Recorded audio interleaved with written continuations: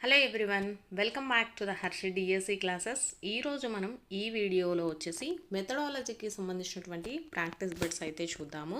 మనం కంటెంట్ వచ్చేసి ఎంత ఇంపార్టెంట్గా చదువుతామో మెథడాలజీ కూడా ప్రతి ఒక్కరూ అంతే ఇంపార్టెంట్గా చదవండి.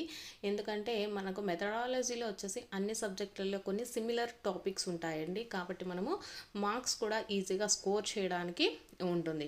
ఎవరైతే కంటెంట్ ఆల్రెడీ ప్రిపేర్ అయ్యాము అనుకున్న వాళ్ళు వచ్చేసి మెథడాలజీ కూడా కంపల్సరీగా ప్రిపేర్ అవ్వండి. మెథడాలజీ కూడా మనకు ఎగ్జామ్ పాయింట్ ఆఫ్ వ్యూలో చాలా ఇంపార్టెంట్.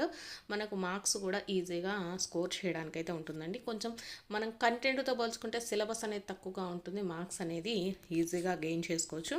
సో ప్రతి ఒక్కరు కూడా మెథడాలజీ కూడా చదవండి. మెథడాలజీలో ప్రాక్టీస్ బిట్స్ చూద్దాము. ఫస్ట్ది వచ్చేసి భావ వ్యక్తీకరణ సామర్థ్యమును పెంపొందించేటటువంటి ప్రశ్నలు ఈ క్రింది వాణిలో. ఆప్షన్స్: ఫస్ట్ వచ్చేసి వ్యాసరూప ప్రశ్నలు, లఘు సమాధాన ప్రశ్నలు, సంక్షిప్త సమాధాన ప్రశ్నలు, అలాగే విషయనిష్ట ప్రశ్నలు అనేసి ఇచ్చారండి. భావ వ్యక్తీకరణ సామర్థ్యమును పెంపొందించేటటువంటి ప్రశ్నలు. కరెక్ట్ ఆన్సర్ వచ్చేసి వ్యాసరూప ప్రశ్నలండి.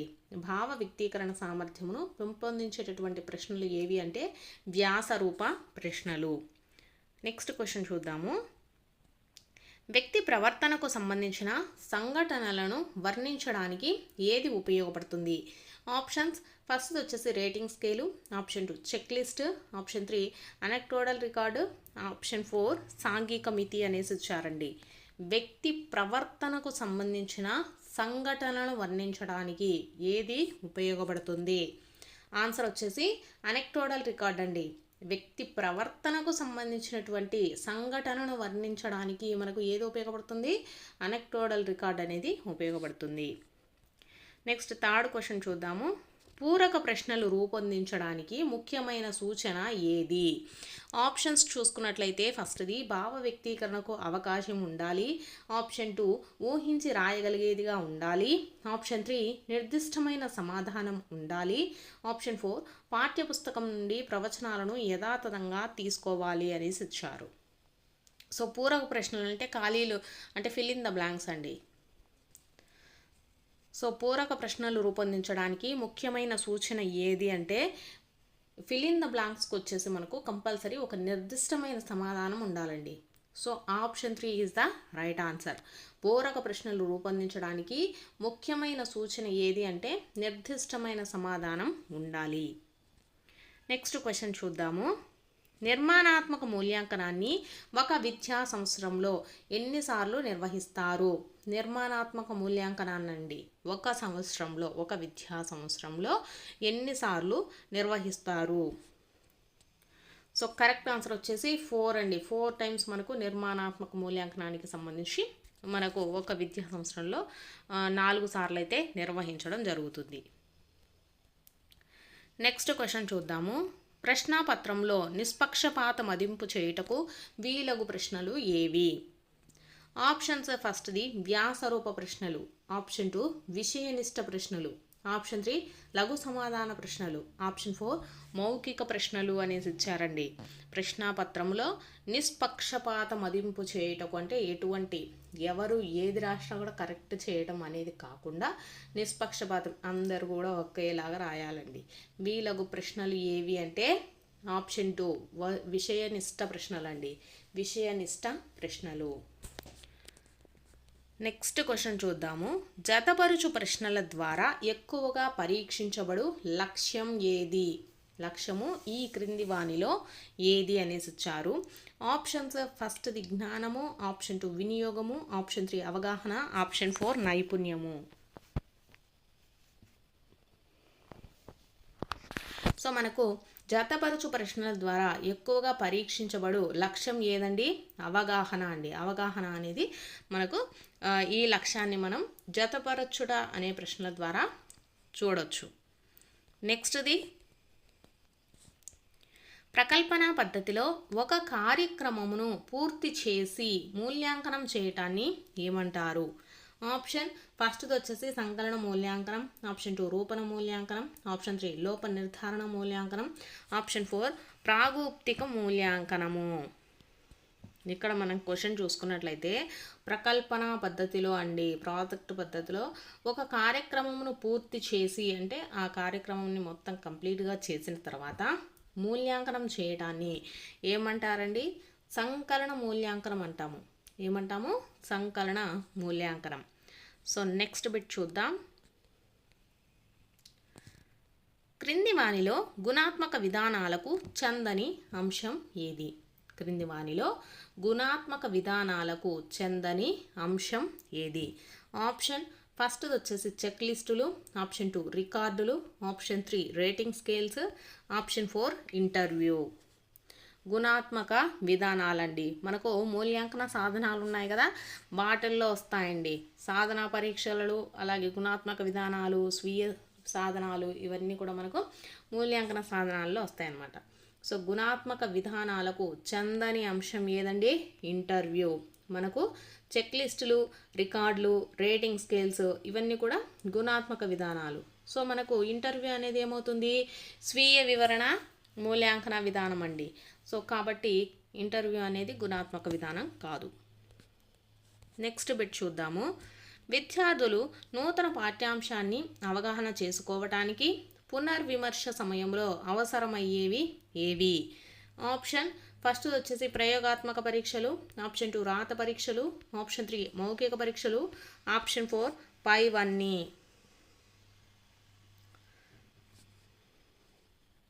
సో కరెక్ట్ ఆన్సర్ వచ్చేసి మనకు మౌఖిక పరీక్షలు అండి. విద్యార్థులు నూతన పాఠ్యాంశాన్ని అవగాహన చేసుకోవడానికి పునర్విమర్శ సమయంలో అవసరమయ్యేవి ఏవి అండి? మౌఖిక పరీక్షలు. Next bit. పాఠ్య విషయము, విద్యా ప్రమాణాలు, వివిధ రూపాల ప్రశ్నలకు సముచిత భారత్వాలను తెలుపు పట్టికలు ఏవి?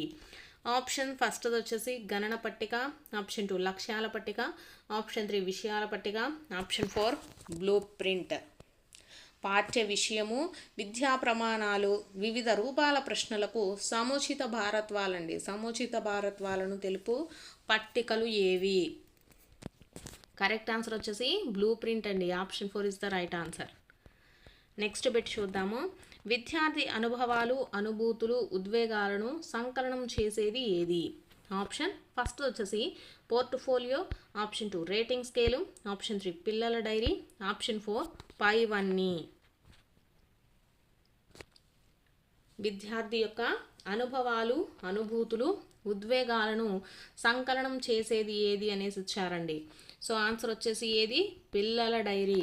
Option 3 is the right answer. Next bit చూద్దాము. ఏ మూల్యాంకనంలో విద్యార్థి సహజ సామర్థ్యాలు అన్వేషించడము జరుగుతుంది? ఆప్షన్ ఫస్ట్ వచ్చేసి నిర్మాణాత్మక మూల్యాంకనం, ఆప్షన్ 2 సంకలన మూల్యాంకనం, ఆప్షన్ 3 లోప నిర్ధారణ మూల్యాంకనం, ఆప్షన్ 4 ప్రాగూప్తిక మూల్యాంకనము. ఏ మూల్యాంకనంలో విద్యార్థి యొక్క సహజ సామర్థ్యాలను అన్వేషించడం జరుగుతుంది? సో కరెక్ట్ ఆన్సర్ వచ్చేసి మనకు ఆప్షన్ 4 అండి, ప్రాగూప్తిక మూల్యాంకనం. ఇక్కడ ప్రాగూప్తిక అని రావాలండి, స్పెల్లింగ్ మిస్టేక్. సో ఇక్కడ ప్రాగూప్తిక మూల్యాంకనంలో మనకు విద్యార్థి యొక్క సహజ సామర్థ్యాలను అన్వేషించడం జరుగుతుంది. నెక్స్ట్ బిట్ చూద్దాం. స్వేచ్ఛాయుత ప్రతిస్పందన ప్రశ్నలుగా పిలువబడే ప్రశ్నలు ఏవి? ఆప్షన్ ఫస్ట్ వచ్చేసి వ్యాసరూప ప్రశ్నలు, ఆప్షన్ 2 లఘు సమాధాన ప్రశ్నలు, ఆప్షన్ 3 విషయనిష్ట ప్రశ్నలు, ఆప్షన్ 4 సంక్షిప్త సమాధాన ప్రశ్నలు.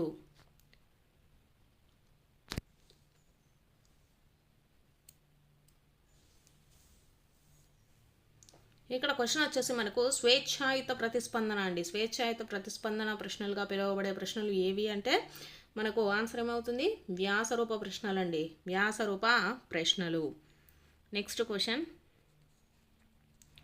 ఆరోహణ అవరోహణ క్రమాలను విద్యార్థి ఖచ్చితంగా చేయగలగటం. ఆప్షన్స్ ఫస్ట్ వచ్చేసి సమస్య సాధన, ఆప్షన్ 2 కారణాలు నిరూపణలు, ఆప్షన్ 3 అనుసంధానము, ఆప్షన్ 4 వ్యక్తపరచటము. ఇక్కడ మనకు క్వశ్చన్ చూసుకున్నట్లయితే ఆరోహణ అవరోహణ క్రమాలను విద్యార్థి ఖచ్చితంగా చేయగలుగుతున్నాడండి. ఆ చేయగలగటాన్ని మనము ఏమని పిలుస్తాము? కారణాలు నిరూపణలు.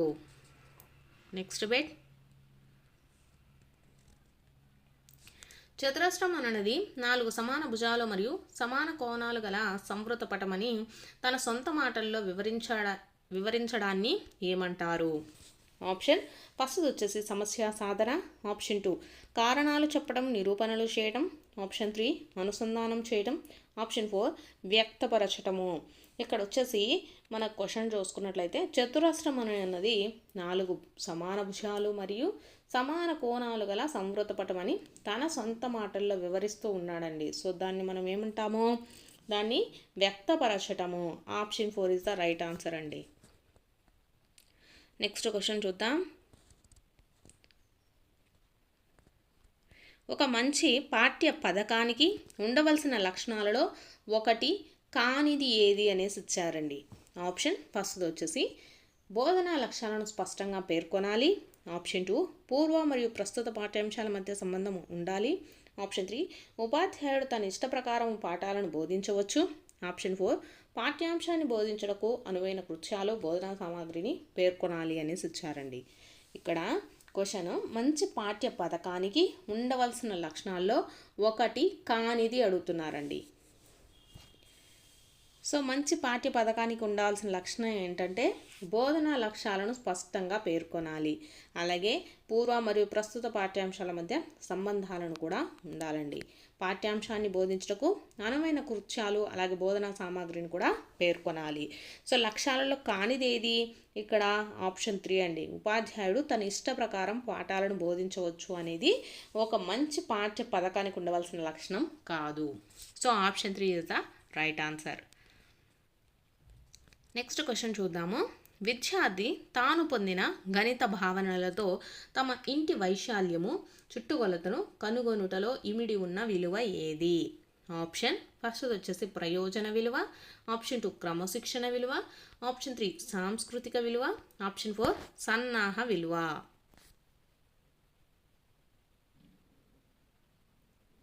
సో కరెక్ట్ ఆన్సర్ ఏంటండి? ప్రయోజన విలువ. విద్యార్థి తాను పొందిన గణిత భావనలతో తన ఇంటి వైశాల్యము చుట్టుకొలతను కనుగొనుటలో ఇమిడి ఉన్నటువంటి విలువ ఏది? ప్రయోజన విలువ. అంటే అతను నేర్చుకున్న దానికి అతను అక్కడ చేస్తున్నాడు అనమాట. తను ఏదైతే నేర్చుకున్నాడో దాన్ని కరెక్ట్గా చేయగలుగుతున్నాడు. సో దాంట్లో ఏంటిది? ప్రయోజన విలువ. ఒక ప్రయోజనం ఉంది కాబట్టి దాన్ని ఏ విలువ?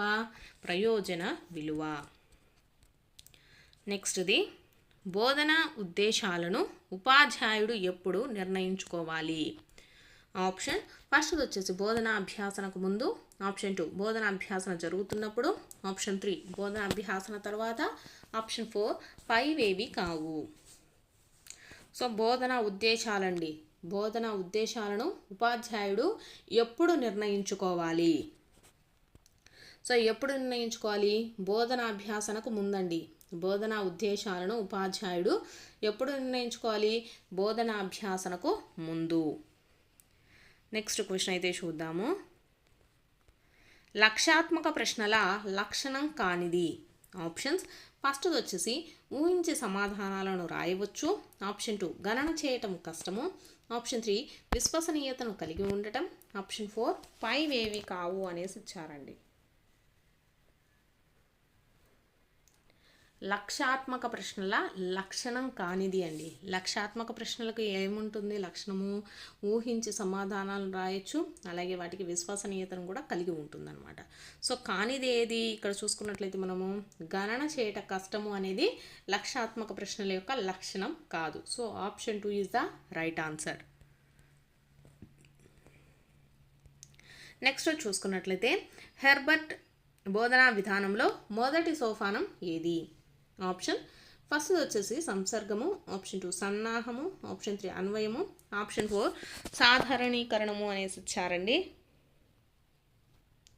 సో మనకు మొదటి సోపానం హెర్బర్ట్ దాంట్లో మొదటి సోపానం ఏదండి? సన్నాహము. మనకు హెర్బర్ట్ విధానంలో వచ్చేసి ఫస్ట్ది సన్నాహము, నెక్స్ట్ వచ్చేసి ప్రదర్శన, ఆప్షన్ 3 సంసర్గము, తర్వాత నెక్స్ట్ వచ్చేసి సాధారణీకరణము, అన్వయము, పునర్విమర్శ. ఇవన్నీ మనకు హెర్బర్ట్ విధానంలో ఉండేటటువంటి సోపానాలండి లైన్గా. సన్నాహము, ప్రదర్శన, సంసర్గము, సాధారణీకరణము, అన్వయము, పునర్విమర్శ, దీన్ని సింహావలోకనము అనేసి కూడా పిలవడం జరుగుతుంది. సో ఇవి మనకు హెర్బర్ట్ బోధనా విధానంలో ఉండేటటువంటి సోపానాలు. సో మొదటి సోపానం అడిగారు కాబట్టి మొదటి సోపానం ఏమవుతుంది, మనకు సన్నాహం అనేది మనకు మొదటి సోపానము. సో ఇవి వచ్చేసి మనకు మెథడాలజీకి సంబంధించినటువంటి ప్రాక్టీస్ బిట్స్ అండి. వీడియో చూస్తున్న వాళ్ళు వీడియో నచ్చినట్లయితే తప్పకుండా లైక్ చేసి సబ్స్క్రైబ్ కూడా చేసుకోండి.